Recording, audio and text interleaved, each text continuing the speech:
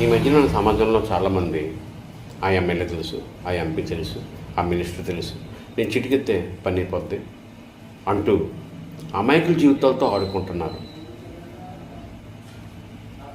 వారి phone number ఇచ్చి కలండి, చిటికలో మీ పని చేసేస్తాను అంటారు. అవసరమైతే వారి దగ్గర డబ్బులు కూడా వసూలు చేస్తారు. వీరి మాటల్లో పడిపోయి చదువుకున్నవారు, పట్టభద్రులు కూడా వీరి వల్ల ఏదో తమకు మేలు జరుగుతుందేమో అనేసి ఆశపడుతూ కాలం వెళ్ళబుచ్చుతున్నారు. అంతా అయిపోయాక వీడి ఫోన్ లిఫ్ట్ చేయడు,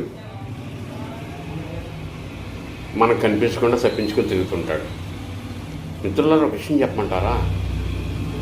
నాకు ఎన్టీ రామారావు తెలుసు, ఎన్టీ రామారావు నేను తెలియాలి కదా.